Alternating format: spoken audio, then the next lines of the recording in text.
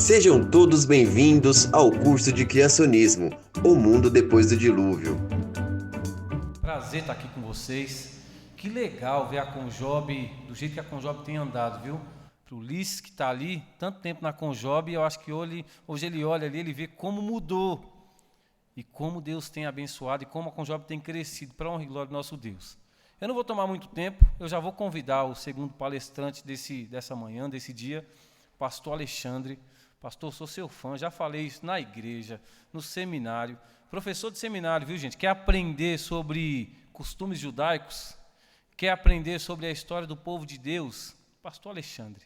Quer aprender sobre o que vai acontecer no futuro aí, ó? Apocalipse, pastor Alexandre. Convida para a sua igreja, pastor, aquela meio a meio, brincadeira. Prazer estar aqui hoje.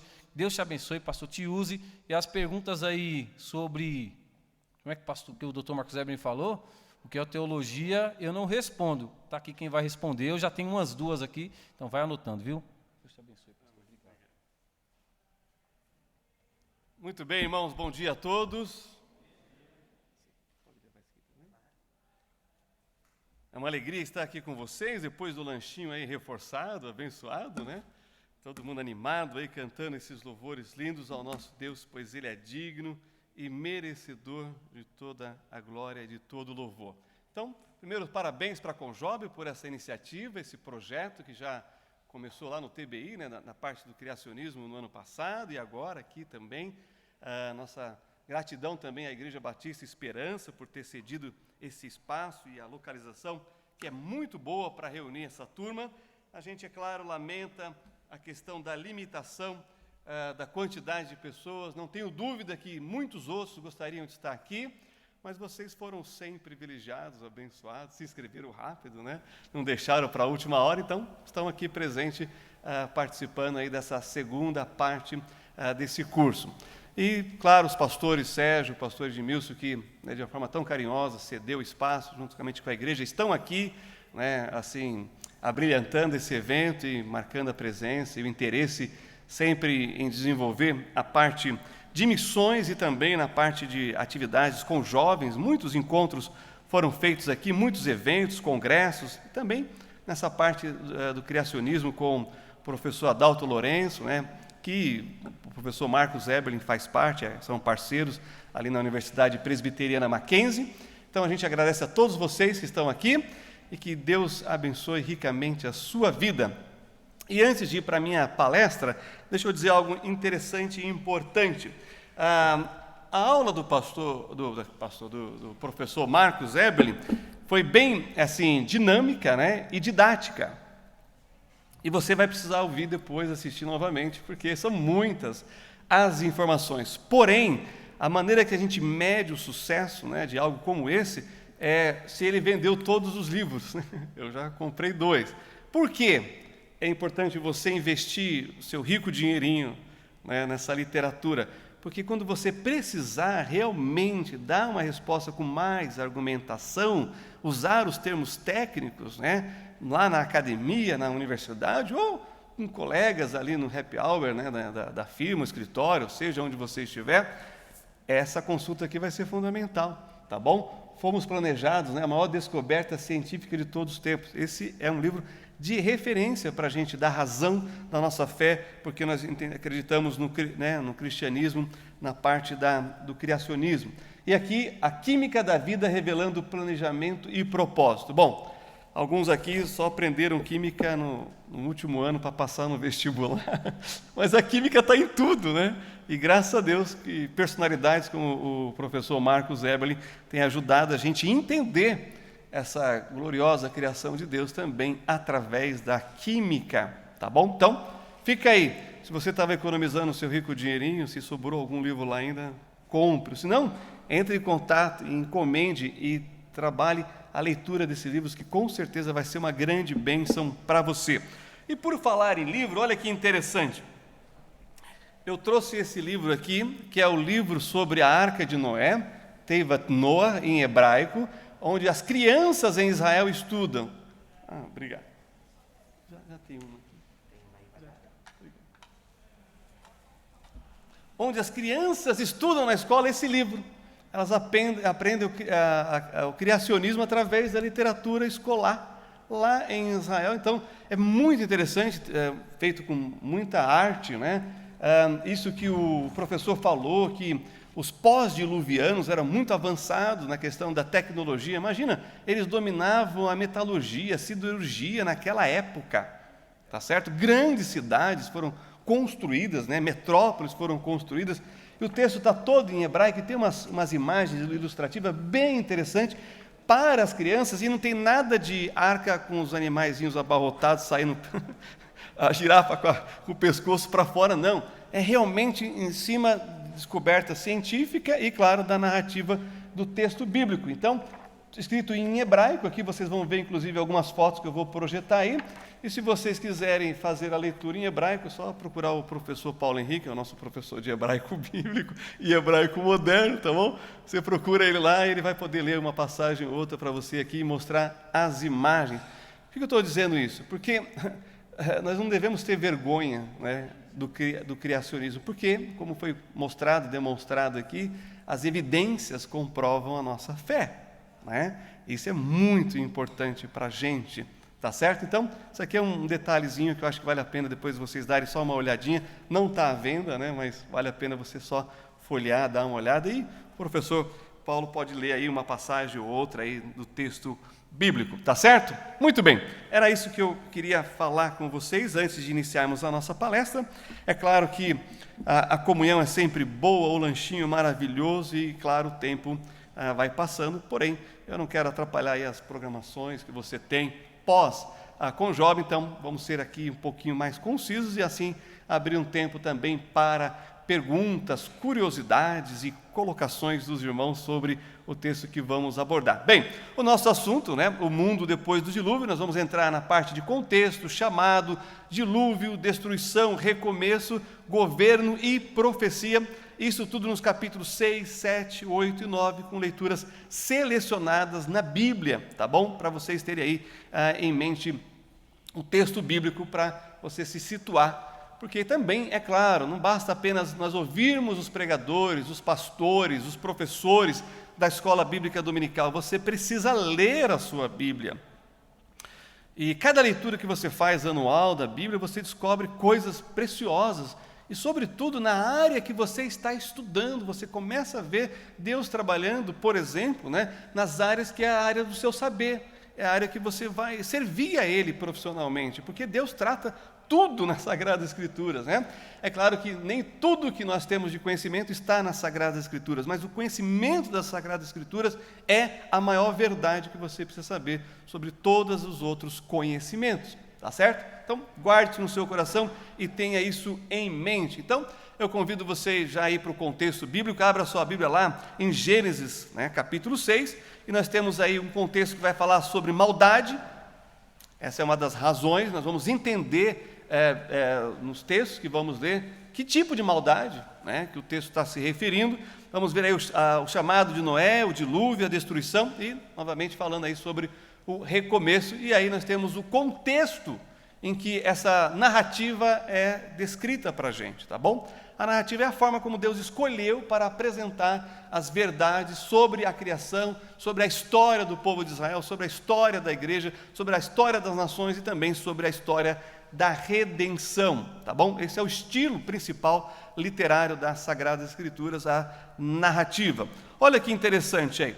Logo de cara a gente tem aquilo que é chamado de entre aspas, né, arrependimento divino de ter criado o homem. Então, leia comigo Gênesis capítulo 6, versículos 5 e 6, diz assim: E viu o Senhor que a maldade do homem se multiplicara sobre a terra e que toda a imaginação dos pensamentos de seu coração era só má continuamente. Essa expressão imaginação é uma das palavras mais fortes aqui, porque é imaginar, é maquinar, é projetar o mal. Agora nós estamos com um surto muito grave na cidade de São Paulo de sequestros, né, de celulares com Pix. A polícia está falando isso, né, o doutor Nico está falando isso no rádio.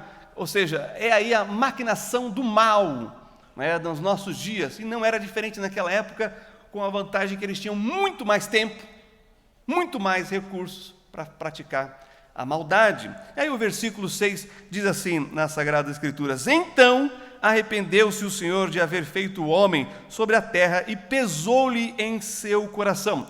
Essas duas últimas frases aqui, nós temos aquilo que é chamado de paralelismo. Essa palavra, arrependeu-se o Senhor, e depois a repetição da outra palavra, que tem, né, a explicação da primeira, é a seguinte, né, aqui no texto, né, e arrependeu-se o Senhor de haver feito o homem sobre a terra, e aí tem, e pesou-lhe o coração. Então tem um trocadilho aqui em hebraico que é muito importante, porque ele está explicando um termo que ele usou anteriormente na sequência imediata, e isso é muito importante. Agora vá comigo lá para o versículo 12, onde nós lemos o seguinte: e viu Deus a terra, e eis que estava corrompida, porque toda a carne havia corrompido o seu caminho sobre a terra. E esse termo de corrupção é justamente algo que está em degradação, em degeneração. Não tem mais solução. Olha, tem que amputar, tem que tirar, não serve mais, está podre, necrosou. Essa é a ideia do texto aqui, ou seja, não tem um caminho de volta, não tem uma maneira de tratar com medicamento, com um tratamento da medicina. Então, as palavras são bem enfáticas quando a gente pode se deter a elas e aprofundar o conhecimento que elas trazem para a gente, tá bom? É um caminho sem volta. E mais, não só a terra, eles não só afetaram a terra, ou seja, a criação de Deus, o seu habitat, como a si próprio. E aqui, nesse texto, nós temos justamente uma tentativa de corromper a carne humana, a natureza humana, pela qual viria o Messias, o Salvador. E vamos ver isso lá em Gênesis 9, na profecia messiânica que se apresenta o texto, tá bom? E aí então nós temos, por causa da maldade, o Senhor se arrepende de ter criado o homem, e a única maneira de tratar essa questão é através da destruição.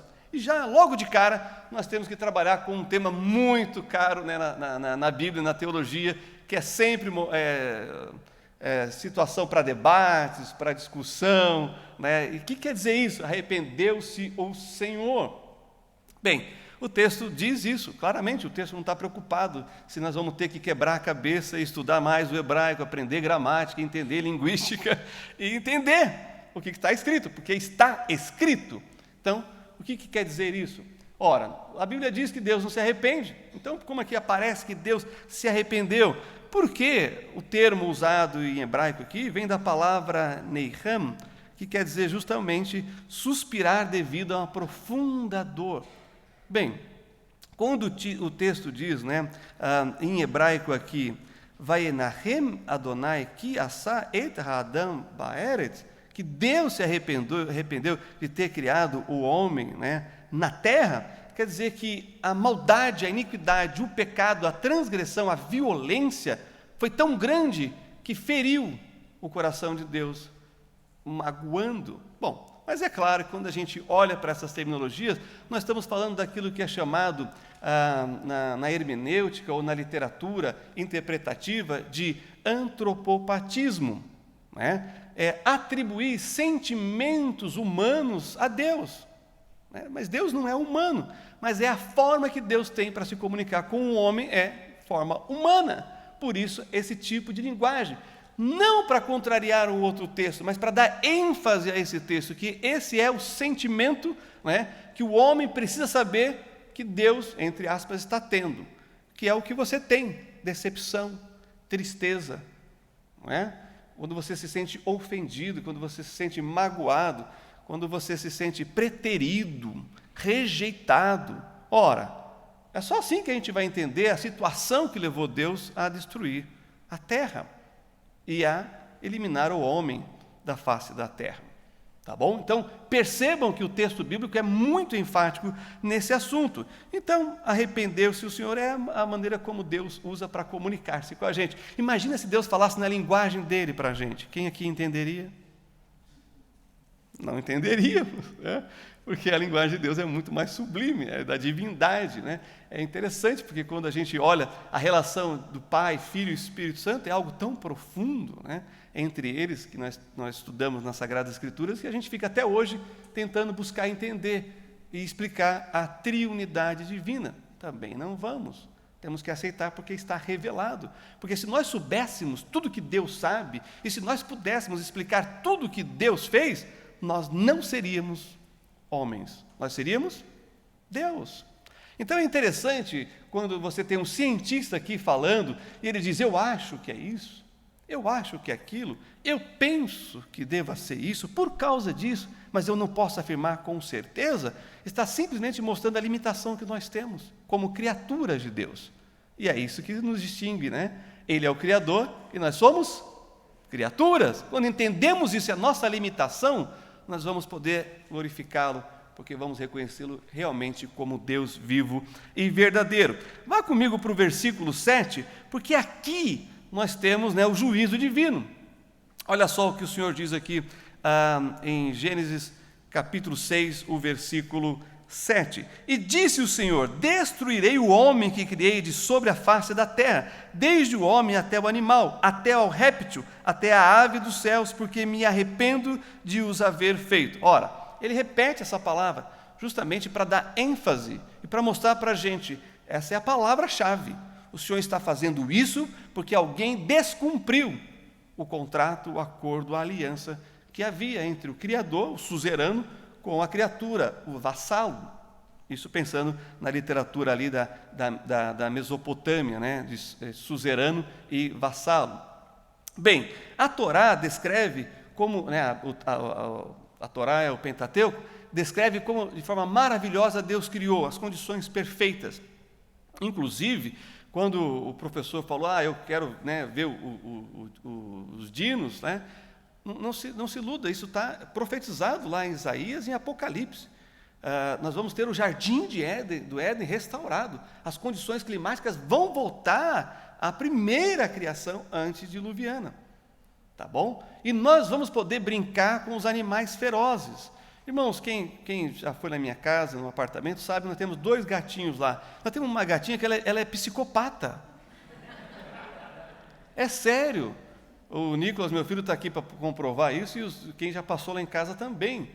Assim, eu sou um dos únicos que não tem marca de unhada e de mordida, porque eu só brinco com ela e faço carinho por 10 segundos. Porque depois ela se transforma. E aí, você sabe o que acontece.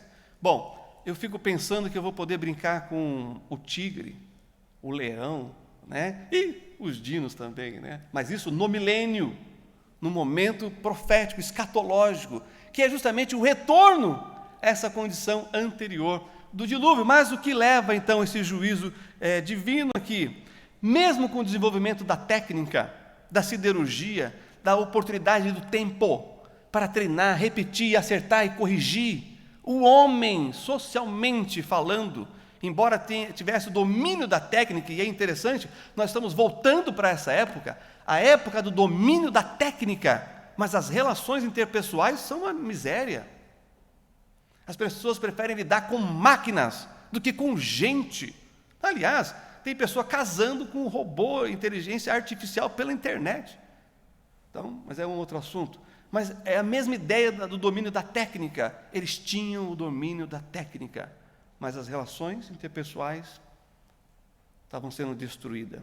Por quê? Algumas coisas ali vale a pena a gente mencionar. Por exemplo, quando a gente olha para tudo aquilo que o homem fez até agora, nós temos bombas atômicas suficientes para destruir a vida no planeta Terra, não só uma vez, várias vezes. Estão percebendo? Domínio da técnica tem ameaçado a existência atual da raça humana no planeta Terra. É mais ou menos, né, o que estava acontecendo lá naquela época, e Jesus, inclusive, vai falar sobre isso. Então, eu quero listar aqui para vocês as razões que estão aí em Gênesis capítulo 6, versículo 11 e o versículo 13, que fala sobre por que Deus vai trazer, né, o juízo aqui sobre esse mundo. Olha só, a terra, porém, estava corrompida diante da face de Deus e encheu-se a terra de violência. Nós tivemos uma queda de assassinatos no ano passado aqui no Brasil, mas são quase 20 mil pessoas assassinadas. Quanto que dá isso por dia? Divide por 365. O mundo é violento. Agora, sem contar os casos das pessoas que, né, não morreram, né? Sofreram atentado de morte, não morreram, escaparam, mas com sequelas, com ferimento. Então, esse é o nosso mundo, esse é o nosso Brasil. E assim por diante. Vocês estão assistindo a violência em Cabul, a violência no Afeganistão, agora, de novo, novamente, 20 anos depois. Então, a violência é uma dessas razões. E a parte A do versículo 13 diz assim: então disse Deus a Noé: o fim de toda a carne é vindo perante a minha face, porque a terra está cheia de violência. Está aí a ênfase nessa questão. Então vamos lá. O que nós queremos dizer com isso? Primeiro, quando você pensa, né, o contexto histórico de por que Deus vai trazer o juízo sobre o mundo antigo. Em primeiro lugar, a justiça havia sido distorcida mediante governos tirânicos. Importante destacar isso.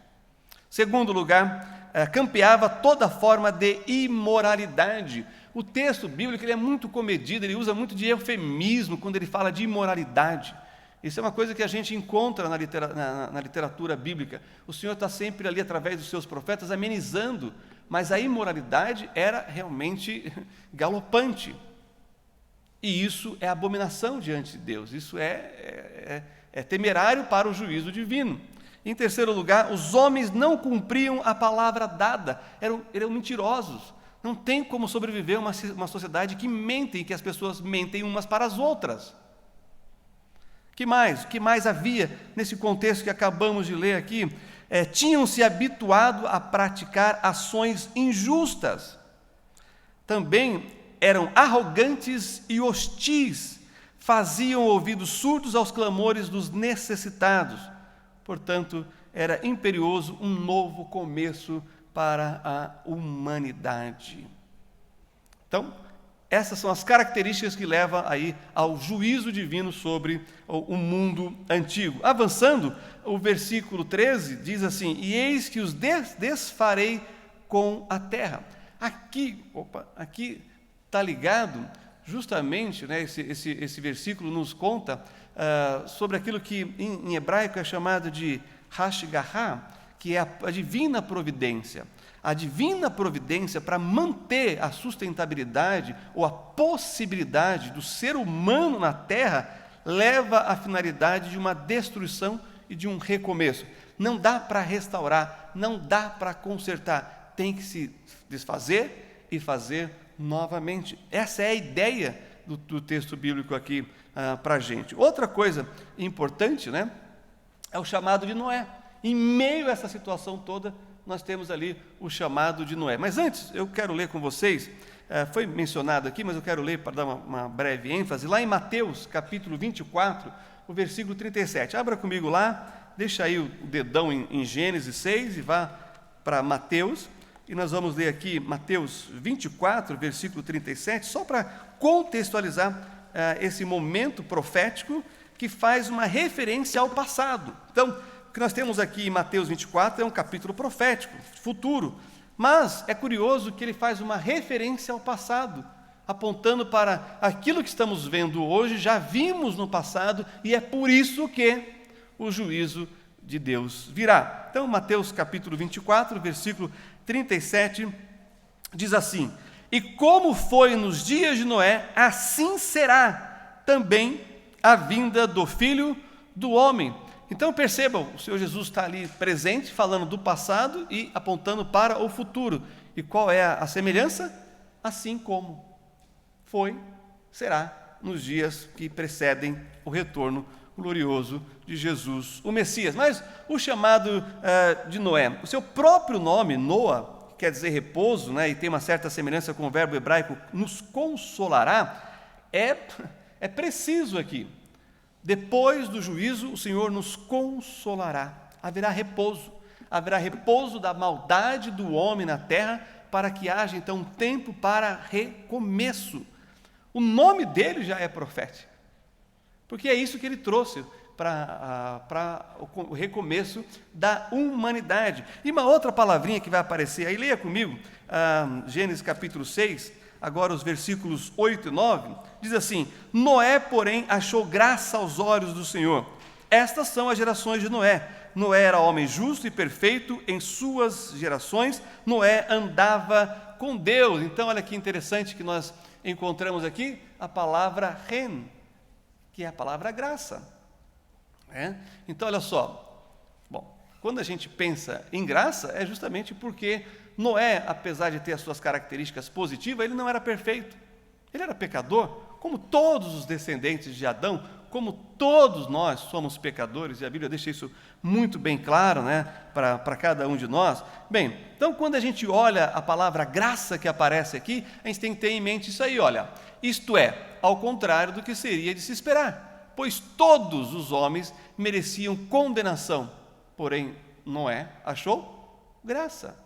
Bem, graça quer dizer receber aquilo que você não merece, e misericórdia é não receber o que você merece.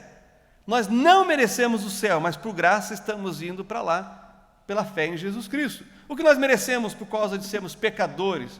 Merecemos o inferno, mas pela misericórdia divina o Senhor nos livra de lá. Daí nós temos a palavra graça entrando em um momento histórico fundamental da humanidade para preservar uma família através de um homem, e isso chama-se graça, a graça divina. Então, quando a gente avança aqui, olha só, no versículo 9, nós temos aí as características positivas de Noé. Primeiro, ele era justo em seu caráter. E caráter é aquilo que você é quando as pessoas não estão próximas de você, quando ninguém está te vendo. Certo? Que mais? Entre as pessoas do seu tempo, ele era íntegro, ele cumpria com a palavra. Ele mantinha a fidelidade aos seus contratos, às suas alianças, aos seus relacionamentos. É por isso que ele entra com a família acreditou nele, enquanto ninguém acreditou. E quem melhor para conhecer Noé do que os próprios parentes? Mas eles confiavam, sabiam do seu caráter, e da sua integridade. E ele tinha comunhão com Deus. Isso mostra para a gente que é possível, em meio a uma geração perversa, você não ser perverso. É possível, em uma geração corrompida, você não se corromper. É possível. Basta andar com Deus. Basta você desenvolver o seu caráter. Basta você assumir as responsabilidades do seu tempo, da sua época, e que está sobre os seus ombros. Não se esqueça disso. E aí nós temos, então, a Tevat Noa, que é a construção da arca. Ele recebe uma ordem direta de Deus para construir uma arca, e ele obedece, e ele faz isso imediatamente. Olha aí os versículos 14 a 16, que diz assim: faze para ti uma arca da madeira de gofer, farás compartimentos na arca, e a betumarás por dentro e por fora com betume. E aqui o betume não é quando a gente olha aqui, não estamos falando ainda do piche, do petróleo, que só vai acontecer depois do dilúvio, não. Estamos falando de um tipo de resina que havia na época nas árvores, que você podia, então, impermeabilizar. Olha que sabedoria que é isso daqui. Já estava tudo ali na natureza, aquilo que ele precisava fazer e como fazer. Tá bom? E aí o texto continua dizendo no versículo 15, e desta maneira farás, já foi mencionado isso aqui, e vai fazer uma janela, como diz lá no versículo 16. Bem, o que é interessante realmente destacar aqui, nessa parte da criação da arca, que não foi dito aqui ainda, é o termo. O termo hebraico para arca, ele só aparece 2 vezes na Bíblia. E das 2 vezes que aparece, está ligado com água. E interessante que envolve 2 personagens bíblicos muito famosos. Noé, na construção da arca, para o dilúvio, para salvar a humanidade pela água. E a segunda vez que aparece essa expressão, esse termo, arca, como essa aqui, esse Tevat, é, no caso, para salvar, sabe quem? Moisés. Lembra da Miriam, da mãe, que não pode mais esconder o menino, coloca ali numa arca e vai levando ali até a princesa? E ali no Nilo, ela está protegida, e o menino chega até a princesa, e aí vocês já sabem a história. Perceberam? É a única vez, as 2 únicas vezes que aparece esse termo. E está sempre envolvido com água e com salvação, libertação, preservação, resgate, restauração. Não foi o que Moisés fez com o povo de Israel lá no Egito? Não é o que Deus está fazendo aqui na nossa leitura de Gênesis? Exatamente, essa é justamente a ideia aqui. E ele foi obediente, ele fez tudo conforme o Senhor falou. E aí, já foi dito aí sobre as medidas da arca, também os animais que entram na arca. Bem, é claro que também tem a ação divina nisso tudo. Não podemos desconsiderar um agente oculto, que é Deus, que tem interesse em recomeçar, e por isso ele vai separar os animais que ele pediu, que ele menciona, ele vai trazê-los até Noé. Aquilo que competia a Deus foi feito, aquilo que competia a Noé e os seus filhos, essa era a parte deles. Então percebam, há um trabalhar de Deus com o homem, sempre na história. Nós não estamos sozinhos, você não está só lá no campus universitário, você não está só no seu estágio, no escritório, na firma, na empresa, na indústria, você não está só, você tem um parceiro, esse parceiro é Deus. Ele não abandonou a sua criação, ele não te abandonou, ele está comigo e com você. Agora, olha que interessante, é um outro termo que a gente vai encontrar aí, que é o dilúvio. Bem, a destruição e o recomeço, nós temos o dilúvio aparecendo aí. Essa é uma das vantagens de nós sermos brasileiros e a nossa língua ser uma língua latina, porque não sei se vocês perceberam, o tempo todo que ele mostrou dilúvio aqui era enchente, inundação em inglês, as palavras, perceberam? Eles não têm a palavra dilúvio em inglês, mas nós temos uma palavra latina que expressa a ideia do pensamento da palavra hebraica, conceito mabul, que é o termo hebraico que aparece no texto. E também é único, é exclusivo, não é um barco qualquer, não é qualquer outro tipo de instrumento para navegação, não. É específico para essa ocasião, esse momento único e sem repetição. Então, a precisão até no termo hebraico para a gente é importantíssimo. Porém, o termo mabul, da sua raiz naval, denota, sabe o quê? Como ennevelar, cadáver, carcaça. Olha que interessante. Que é o que vai acontecer, E daí, um mabul é um agente de morte. Grandes comentaristas vão explicar isso. Então, quando esse termo aparece, saiba disso. Morte vai acontecer. É por isso que aparece apenas aqui. Outros também vão dizer que vem da raiz balá, que quer dizer desgastar, reduzir por moagem. E por fim, balbal, que quer dizer confundir, desordem, e um outro que aí vem para o sistema que é usado para navegação, que é o iaval, transportar. Então, o transporte marítimo, um barco, um nau, um navio, é um transporte marítimo. Então, esses termos, e também pensando aqui numa derivação que é o balal, quer dizer misturar e agitar. Tudo isso na palavra, conceito, mabul. Por quê? Se você vai para o inglês, você fala enchente, inundação, é uma coisa, que pode ser uma coisa, pode ser muitas outras coisas também. Mas quando você fala mabul, quando você fala dilúvio, aí, meus queridos, você está usando uma palavra conceito, você está exatamente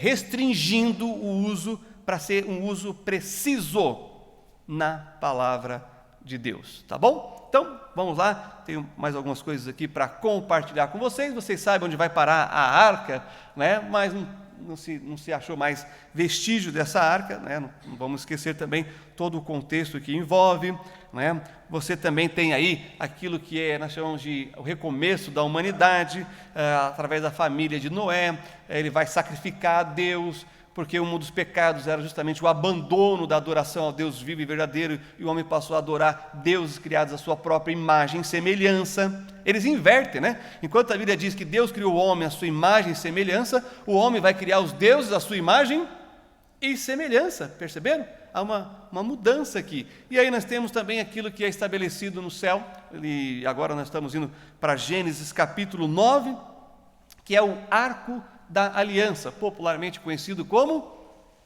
arco-íris. Eu já desisti, eu sempre ensinei na igreja, é arco do concerto, é arco da aliança. Como é aquilo que Deus faz mesmo depois que chove e aparece no céu? O que os irmãos respondem? Aí eu já desisti. Quando falar, eu falei, fala arco-íris, fala o que você quiser, dá no mesmo. Tudo bem, não tem problema, mas a Bíblia não usa o termo arco-íris, ela usa o termo arco do concerto. Tá certo, mas aí vem os gregos, vocês sabem, eles dominaram Alexandre o Grande. Macaco chama macaco porque eles dominaram tudo, e quem domina dá o nome, aí é isso aí. Paciência, vamos lidar com essas questões aí e vamos compreender o que está sendo dito aí, tá certo? Bem, então vocês também já conhecem bem essa parte, mas aqui agora eu quero entrar em algumas coisas muito interessantes no pós-dilúvio, né? Estamos aqui já preparando para o pós-dilúvio, né? E aí então, nessa parte de transição, eu quero destacar algumas coisas que foi feito nesse concerto de Deus com o homem. Deus tinha feito o concerto com Adão e agora ele está fazendo um concerto com Noé. Uma nova criação, né, no sentido de recomeçar, né, novamente. Né? Então vamos lá. Primeira coisa, o Senhor faz uma promessa de não destruir mais a terra pelas águas do dilúvio. Aí você diz, amém. Não, é que ele vai renovar com fogo lá no Apocalipse. Mas ele já vai ter resolvido com as pessoas, tá bom? Então calma aí, é só uma purificação do mundo, tá bom? Segundo, o sinal dessa promessa de não destruir mais a terra é o arco do concerto, é como se fosse um lembrete divino. Agora, Deus precisa? Não, Ele está falando com a gente. Ele está falando, olha, quando vocês verem isso, saiba que eu também estarei vendo. E vou poupar vocês. Eu não sei quantos lembram aqui, nós tivemos 40 dias de chuva em São Paulo, aquele vale do Anhangabaú, misericórdia, os carros subiram e bateram em cima, pessoas morreram. 40 dias de chuva em São Paulo. E não constante, né? Deu caos que aconteceu aqui. Agora imagina o dilúvio bíblico, né? Como o professor explicou. Terceiro, o homem terá o domínio sobre todos os animais da terra. Isso aqui é interessante, abra lá comigo, Gênesis capítulo 9, versículos 1 e 2. Diz assim, e abençoou Deus a Noé e a seus filhos e disse-lhes, frutificai e multiplicai-vos e enchei a terra. Essa frase foi dita para Adão e Eva. Está vendo aí o recomeço? Que interessante. E versículo 2, e o temor de vós e o pavor de vós virão sobre todo animal da terra, e sobre toda ave dos céus, tudo o que se move sobre a terra, e todos os peixes do mar, nas vossas mãos são entregues. É por isso que os animais ficaram ferozes. Os animais não eram ferozes antes do dilúvio. Adão chama, Adão dá nome, Adão convive com eles. Eles não eram ferozes. Foi dito aqui, eram herbívoros, comiam verduras, vegetais, legumes. Tá certo? Mas aqui, a partir daqui, os animais vão ser ferozes para se preservar, sabe de quem? De mim e de você, dos homens. Por quê? Vai mudar a dieta. Aí a coisa complica para os animaizinhos. Olha aí, a carne, né, dos animais servirá para a comida do homem. Claro, sendo tirado o sangue, porque é proibido comer sangue. Olha os versículos 3 e 4. Tudo quanto se move, que é vivente, será para vosso mantimento. Tudo vos tenho dado como a erva verde. A carne, porém, com sua vida, isto é, com seu sangue, não comereis. Então é o instinto de autopreservação. Os bichinhos vão fugindo, vão se embreando pelas florestas, pelas matas, as savanas, porque agora eles vão virar caça. Então, faz sentido, não faz? E a pena de morte é estabelecida pelo assassinato. Note que foi estabelecida antes da lei de Moisés. A lei vai confirmar, ratificar, e a lei, então, de Deus continua sendo válida até o fim.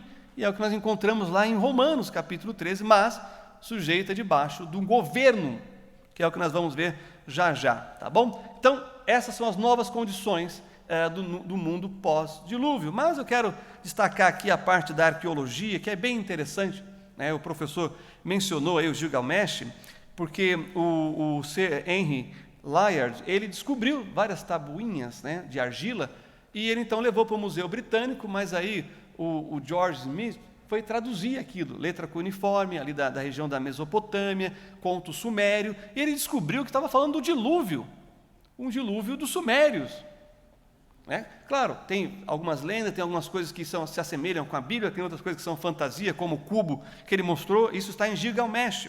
Mas olha que interessante, o conto de Gilgamesh está aí, e ele realmente mostra um conhecimento de um dilúvio que aconteceu, é dito de forma poética, em versos, de versos, né, de poesia mesmo. Então percebam a diferença. Enquanto a Bíblia traz uma narrativa, a descrição, né, literária sobre um dilúvio lá da Mesopotâmia é em forma poética. Ora, a poesia tem o seu valor, mas quando você quer realmente deixar claro que aqui não é uma interpretação metafísica do assunto, você escreve em que estilo literário? Narrativa, descritivo. E é isso, esse é um dos contrastes da literatura bíblica sendo narrativa, que é diferente de todas as outras histórias. Por quê?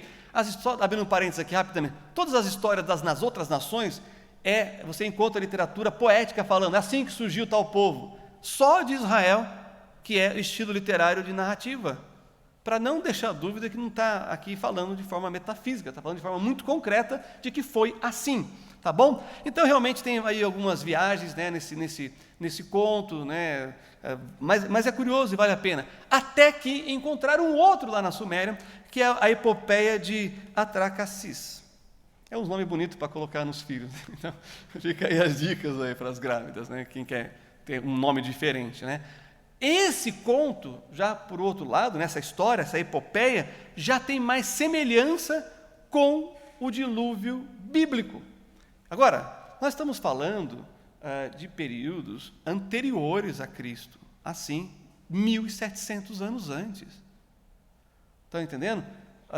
Ou até 1.900 anos antes, já do período dos patriarcas. E sendo que Moisés só vai escrever sobre isso em 1.500 anos antes de Cristo.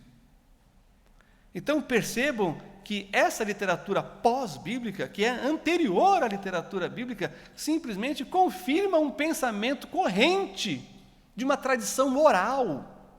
E como foi dito também aqui, você vai falando oralmente, contando a mesma história, daqui a pouco você está aumentando, você está inventando coisas, você está acrescentando, e aí a coisa se perde realmente na biodiversidade da vida.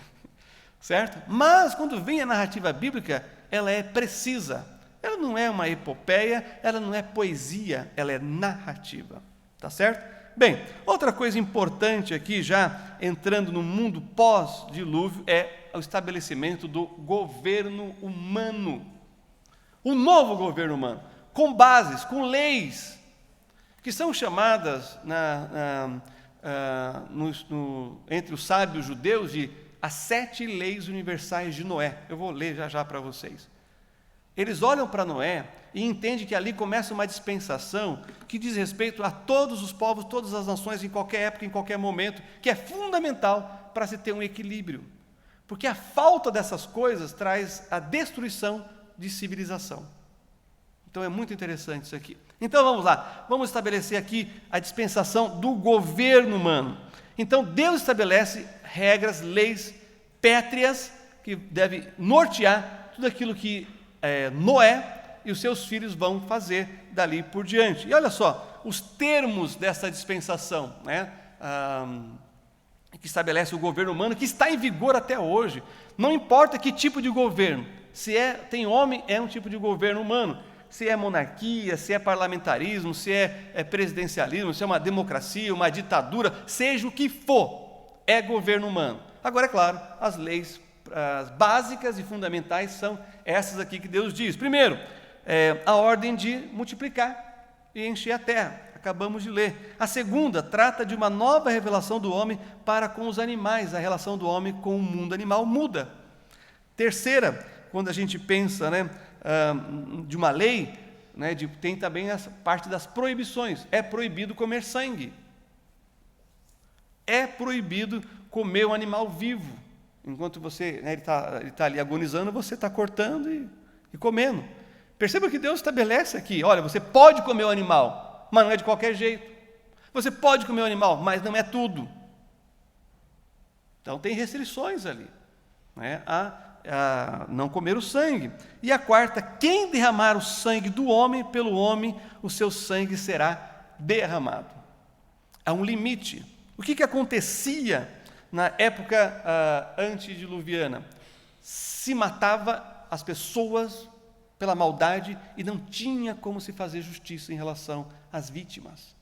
Deus está estabelecendo aqui tribunais de julgamentos para parar parar o morticídio, o assassinato.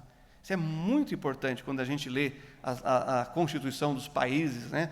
Mesmo numa tribo remota, você tem ali as leis gerais que governam e estabelecem a harmonia, o que pode e o que não pode, o que é um privilégio, o que é uma responsabilidade, o que é um dever, o que é um direito de todos, tá bom? Então, é nessa ideia que está sendo estabelecida aqui essas leis para esse mundo pós-dilúvio. Olha só, os judeus, então, lendo esse mesmo texto, eles estabeleceram 7 leis que eu vou ler aqui para vocês. Não praticar idolatria, porque a idolatria leva ao desvio de Deus. O desvio de Deus, o abandono de Deus, o distanciamento de Deus, o homem fica entregue a si mesmo. E o homem entregue a si mesmo não tem limite à maldade. É o que Dostoiévski vai dizer lá nos Irmãos Karamazov. Olha, se tirar Deus, tudo pode, tudo é permitido, vale qualquer coisa. Como é que nós vamos prender os assassinos, esses serial killers? Se não tem lei, se não tem proibição, se ele tem vontade, se ele se sente bem. Por que você faz isso? Porque eu me sinto bem. Então faça. Se faz bem para você, faça. Mas o que me faz bem é matar as pessoas. Então, perceba que Deus está dizendo, olha, a idolatria vai te levar aos próximos pecados capitais. Não blasfemar contra Deus. Ou seja, tenha temor de Deus. Ele é o Criador. Ele é aquele que mantém as coisas. E, claro, não cometer homicídio, como nós lemos lá. Não roubar. Não é porque você pode, não é porque você tem mais força, que você deve tomar as coisas dos outros. Era assim no mundo antediluviano. Eu tenho mais força, minha família é maior, eu vou e tomo as coisas dos outros. Irmãos, eu visitei a fazenda onde nasceu a minha avó, onde ela casou, e tem mais de 120 anos essa fazenda. E eu falei, vó, tudo isso aqui era nosso? Era nosso. E por que não herdei nada? Por que eu não tenho nem um pedacinho de terra aqui? Ela falou, é porque só tinha um filho homem, irmão dela, e não dava conta de manter a fazenda. Mas os outros parentes, que tinham mais filhos homens, faziam o quê? Exploravam o terreno, exploravam a fazenda, e de repente eles compraram a preço de banana, como a gente diz, e a minha família foi morar na cidade e perdeu toda a terra. Isso em tempos modernos. Agora imagina sem isso com lei, imagina sem lei. Antediluviano.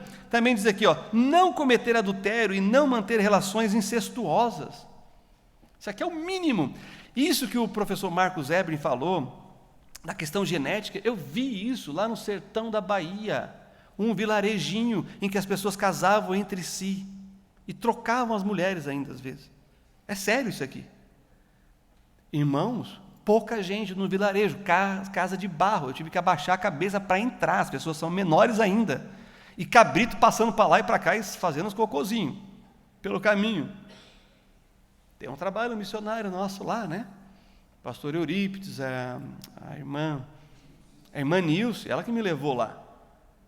Várias crianças com problemas de deficiência mental, física, aquilo que ele falou, anomalias, deficiências. Por quê? Só entre eles. Só entre eles. Quer dizer, a chance de acabar aquele vilarejo é questão de tempo, de não existir mais. Estabelecer tribunais, como eu mencionei, não molestar os animais ingerindo um órgão retirado em vida. Então, por exemplo, na lei judaica você não pode matar o boi de qualquer jeito.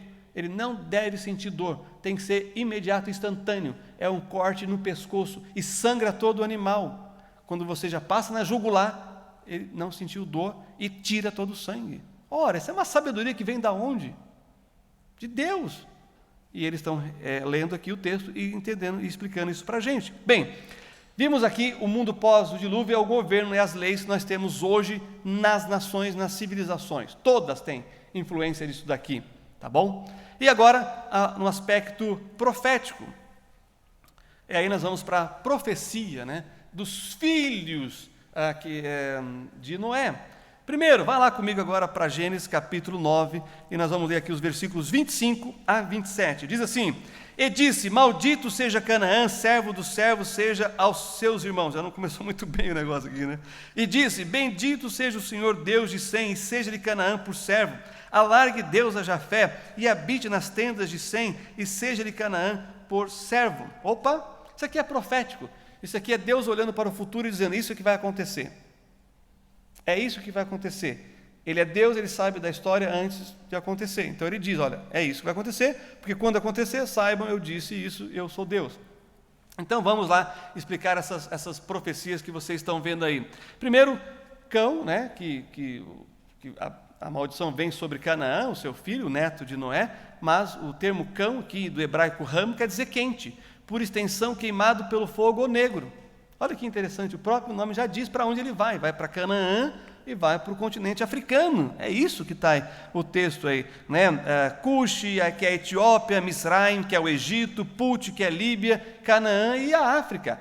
E olha que interessante, quando a gente pensa na época antiga, quais eram os dois polos de conhecimento de poder econômico, tecnológico, científico, militar? Egito, na África, e os sumérios na Mesopotâmia.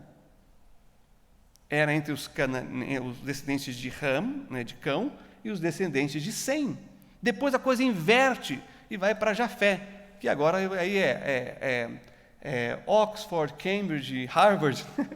Mas antes os centros universitários era lá no Egito, era lá na Mesopotâmia, tá bom? Então está aí falando sobre os descendentes de Ram. Então é profético. É uma coisa que vai acontecer ao longo da história. Também nós temos o termo Jafé, do hebraico Yafet, que quer dizer dilatado ou difundido. E é feito um trocadilho aqui quando ele fala que vai expandir, é porque ele é isso que quer dizer o nome dele, ele vai estar em muitos lugares. É a maior população, é a população europeia, asiática e aqui o continente americano. Da onde que vem? De Jafé.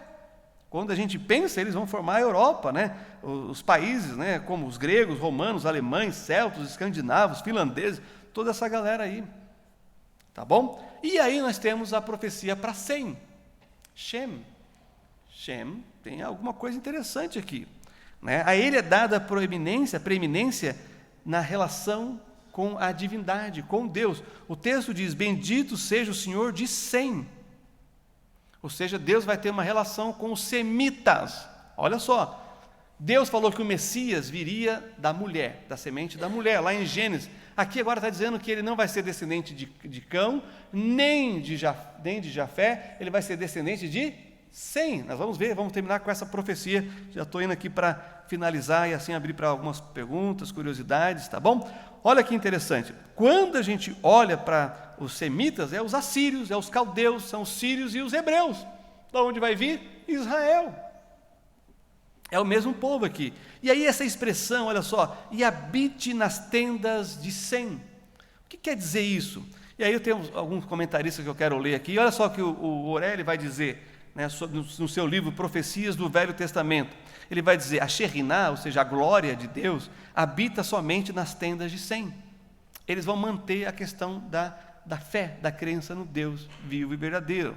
Tá? Shekhinah é um termo em aramaico, né? Em hebraico é kavod, mas a ideia é essa aqui. Já o teólogo e hebraísta Delit, ele vai dizer o seguinte, ó, o proto-evangelho anunciou uma salvação futura da semente da mulher. A linguagem aqui relaciona essa semente da mulher com o nome de Deus. E aí vocês estão vendo o nome de Deus aí, né? Não dá para mostrar aqui, né? Agora, o que é curioso é que quando o judeu, por exemplo, vai se referir a Deus, ele não quer tomar o nome de Deus em vão, ele fala Hashem, o nome. Olha que interessante. Shem é o nome do descendente de Noé. A ligação dele com a divindade, os seus descendentes com a divindade está ali. Então, antigos, né, expositores judeus, né, fizeram de Deus o sujeito aqui do verbo habite, significando que o próprio Deus habitaria nas tendas de Sem. E aí nós sabemos, quando veio Jesus, ele habitou entre nós e vimos a sua glória como a glória do unigênito Filho do Pai. E eu quero finalizar então lendo lá com vocês Lucas 3, 23 e 36, que é a genealogia. Para que serve a genealogia na Bíblia, pastor? Às vezes eu estou lendo a Bíblia, entro na genealogia, eu desisto. pula a genealogia. A genealogia só serve para você saber quem é quem. Se você não quer saber quem é quem, você pula, mas se você quer saber quem é quem, leia a genealogia, tá bom? Só para não desestimular vocês de lerem a genealogia. Então vamos lá, vamos para Lucas capítulo 3, e olha que interessante o nomezinho que aparece aí, que é muito importante a gente destacar, porque toda essa história pós-diluviana tem a ver com o Messias, o Salvador, o Senhor Jesus, a redenção da humanidade. Então, Lucas capítulo 3, versículo 23, diz assim a palavra do nosso Deus: e este mesmo Jesus estava como que começando os 30 anos, sendo como se cuidava, filho de José e José de Eli. E aí você vai para o 36, olha só, ele está retrocedendo, voltando. E Salá de Cainã, e Cainã de Arfaxade, e Arfaxade de quem? De Sem, e Sem de Noé, e Noé de Lameque, até chegar em Adão, e Adão de Deus. Tá bom? Enquanto Mateus traz a genealogia real de Jesus, judaica, Lucas traz a sua genealogia humana, até Adão, e Adão de Deus. Amém? Era, claro, pelo tempo, era isso que eu posso compartilhar, pude compartilhar com vocês, tá bom? Agora vamos para as perguntas, é isso? Então estamos à disposição. Pastor, o livro de Gênesis, no capítulo 6, começa falando sobre os filhos de Deus e as filhas dos homens. E aí cria essa dúvida: quem são esses filhos de Deus? São anjos caídos? São anjos que não eram caídos e por isso erraram ali? Só para a gente entender sobre quem são os filhos de Deus. Muito bem, esse assunto merece mais um congresso, mais um curso. É polêmico e não tem resposta dogmática. Por quê? Porque não é um texto normativo. Um texto normativo é aquele que estabelece normas, é aquele que estabelece regra, conceito, princípios. Esse é um texto que não. E o que é interessante, é que não dá para basear a doutrina, então, em cima desse texto. O que é interessante é que a gente gosta desses textos, os textos polêmicos, do que aqueles que a gente já sabe o que é, que graça tem, não é verdade? Então, ao longo dos séculos, pessoas muito mais inteligentes que eu já debruçaram, escreveram centenas e centenas de páginas, e eles chegaram a algumas teorias. Sim, são filhos, esses Benei Elohim, são filhos de relação incestuosa de anjo com pessoas, e dão seus argumentos bíblicos e lógicos. Tem aqueles que vão dizer isso, quem traz isso, para vocês terem uma ideia, estamos falando dos anjos caídos e tal, quem fala sobre isso, que tem registro, é Flávio Joséfos. Ele vai dizer, olha, era isso que os antigos entendiam sobre essa passagem. Está lá nos livros dele. Mas outros vão dizer, não, isso aí são os juízes, são os governantes, esses filhos dos homens são pessoas poderosas, influentes naquela época, tá bom? E agora, filha dos homens, ninguém tem dúvida, é ser humano mesmo, é o povão mesmo. Tá bom? Agora, tem outros que vão dizer, não, essa é a descendência piedosa de Sete. O problema é que desse relacionamento nascem os gigantes, que é justamente o assunto que volta sempre para os gigantes. E o texto diz, e houve gigantes antes, e haveria gigantes depois. É claro que o contexto aqui de Gênesis 6 dá todo esse clima, porque, como eu disse, não era só a terra que estava sendo contaminada com a violência do ser humano, derramando sangue sobre a terra, comendo bicho vivo, sabe? Eu falei isso aqui. Tá proibido porque era feito assim antes, em rituais satânicos, diabólicos. Tá? Então, quando você olha para esse contexto de corrupção da terra, da criação, também estava tendo a ideia da corrupção humana, da carne humana, do sangue humano. E aí, vamos dizer, era justamente para tentar impedir a vinda do Messias. Então, a gente corrompe a raça humana. E outros vão dizer, não, é a linhagem piedosa de Sete, ou não, é os poderosos, aquelas pessoas influentes que dominavam naquela época. Tá bom? Qual é a verdadeira? Essa é a pergunta de $1 milhão. Agora, a vantagem é que você pode dizer o que você quiser, e se a pessoa estiver na academia, ela tem que te respeitar, porque é uma teoria. Então, você não vai expulsar ninguém da igreja porque acha que é uma coisa ou outra, nem vai disciplinar, nem vai achar que é um herege, tá bom? Porque realmente a gente não sabe. Essa é fácil de responder. Foi fácil. Ao pastor que vai fazer a pergunta? Em relação, pastor, à inocência, a consciência e o governo humano. Até o dilúvio tinha inocência e consciência, ou a inocência foi perdida em Adão, porque entra o governo humano em Gênesis 6. Queria que o pastor explicasse um pouco sobre isso, pastor. Então, o pastor está mencionando aquilo que nós chamamos de dispensacionalismo bíblico. O dispensacionalismo bíblico é um método teológico de interpretação bíblica. É um método que, ao meu ver, responde o maior número de questões da Bíblia. Não responde tudo, porque seria um método infalível, perfeito, mas é um método de entendimento humano, né? Mas para mim é o que mais responde, porque ele separa as nações, separa Israel, separa a igreja e não mistura no texto bíblico, tá? Aí se não mistura, fica fácil de entender. Deus está falando para quem? Para Israel. Então se aplica à igreja? Não. Deus está falando para quem? Para a igreja. Então se aplica para as nações? Não, também não. Então você consegue entender. E isso em épocas distintas da história da humanidade. De Gênesis a Apocalipse, a história da humanidade e da redenção. Mas em cada época o Senhor trabalha algumas questões com os seres humanos. No Éden, a inocência, né? É chamado de inocência porque eles não tinham pecado. E depois que eles pecaram, eles passaram a ter o quê? Consciência. Consciência do quê? Dos seus próprios pecados. E ao invés de se protegerem, se cuidarem, como disse Deus para Caim, o pecado jaz à porta, o pecado está aí fora. Resista a ele. Domine sobre ele, porque senão ele vai dominar sobre você. O que Caim faz? Mata o irmão. Aí você tem todo o sangue clamando, e aí vem todo esse desenvolvimento do período do dilúvio.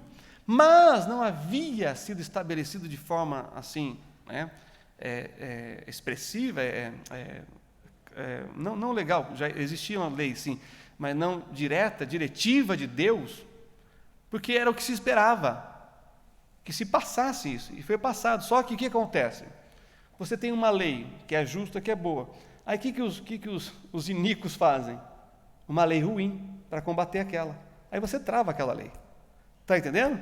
Por exemplo, teve uma votação agora, só tinha 4 ministros para votar. 2 votaram a favor do réu, 2 votaram contra o réu. Deu empate. Quem sai favorecido?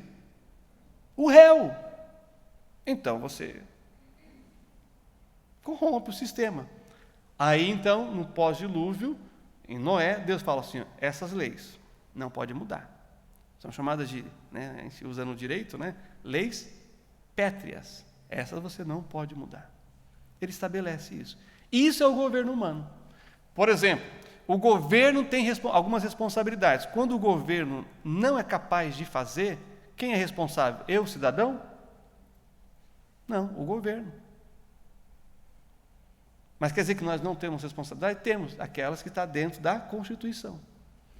É isso que está sendo estabelecido no governo humano, coisas fundamentais que todos os povos têm que ter, para manter uma sociedade existente e não chegar ao fim da existência de sociedades. E vou dizer para vocês, sociedades inteiras deixaram de existir por causa da iniquidade e maldade. E claro, nós temos o exemplo clássico de Sodoma e Gomorra, lá no Gênesis, pós-dilúvio. Mas você hoje não tem essas manifestações de Deus, mas civilizações, povos deixam de existir ou caem muito o seu nível de qualidade de vida antes por causa do pecado aceito, legalizado. Então, seria essa ideia de governo humano, inocência, consciência e governo humano. O governo humano está valendo até hoje, mas nós já passamos pela dispensação dos patriarcas, da dispensação da lei, a dispensação de Moisés, de Israel, estamos na dispensação da igreja. E só falta uma última, a 7ª, que é o milênio. Que aí sabe o que é? É o governo de Cristo na terra. Aí o governo humano, que vem até todas essas dispensações, deixa de existir, porque o Senhor Jesus vai estabelecer o seu reino, o seu governo aqui na face da terra, e isso merece um curso. Pastor, a minha dúvida é mais pela palavra dilúvio. Você falou que do hebraico ao português fica dilúvio, No inglês não tem a palavra dilúvio, mas tem a enchente, né? O transbordar de água. E aí, por exemplo, a palavra saudade em inglês não tem, mas tem sentir falta. Mas saudade seria sentir falta em excesso. Aí a minha única dúvida era se dilúvio é realmente o ato da enchente ou o dilúvio é significado de recomeçar. Então, olha que interessante. Essa é uma palavra que é chamado, né, para os estudiosos do hebraico de uma palavra conceito. Ela pode dizer outras coisas, pode, mas não é o caso de uma palavra conceito. Ela vai dizer umas coisas muito claras, muito definitivas, em que não se tem paralelo. Dilúvio é uma coisa assim.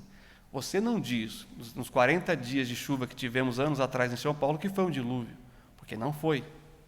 Foi enchentes, foi chuvas torrenciais, prolongadas, que causou enchentes, alagamentos, mas não foi um dilúvio.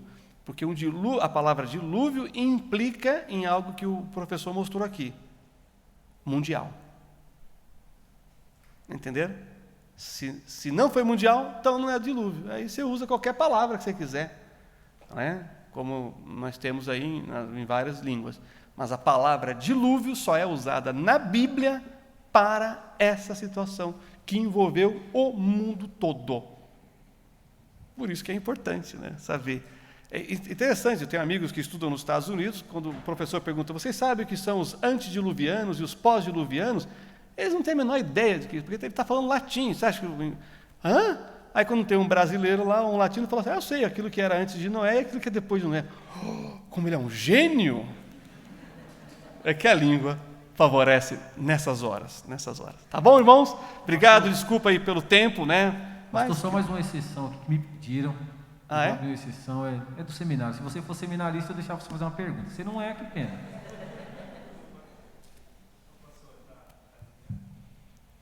É só uma curiosidade mesmo, queria saber a posição do pastor, que a gente viu ali no mundo depois do dilúvio, Deus, ele estabelece as suas leis, né? E a gente vê ali a proibição, a multiplicação da terra, a proibição de comer a carne, e nos dias de hoje, mais uma curiosidade mesmo, nos dias de hoje, principalmente o brasileiro, ele tem aquela vontade de comer um churrasquinho, né? O churrasquinho não é problema, o problema é o chouriço. Aí a gente vê aquela carne sangrando, e é só uma posição mesmo, que eu já vi debate sobre isso, e qual é a posição do pastor sobre isso? Então vamos lá, biblicamente, na dispensação da lei, Deus fala para Moisés, não como. Então, o judeu, ele sangra todo, ele tira todo o sangue da carne, ele usa um procedimento de salgar, e aí então tira o sangue, né? Eu gosto de churrasco bem passado, às vezes é difícil na churrascaria, que eu fico, os garçons ficam bravos comigo, porque eu peço para eles voltarem, aí eles trazem do mesmo jeito, e eu falo, não, mas vai queimar, pode queimar. Aí eles queimam de verdade, eles se vingam, tudo bem. Senhor, tenha misericórdia deles e de mim também. A igreja primeiro concílio da igreja, em Atos, proíbe comer carne com sangue. Proíbe a prostituição, proíbe feitiçaria, proíbe algumas coisas ali, essas coisas todas que a lei fala, mas uma das proibições clara é não comer a carne com o sangue. Chouriço, por exemplo, não como. Tá bom?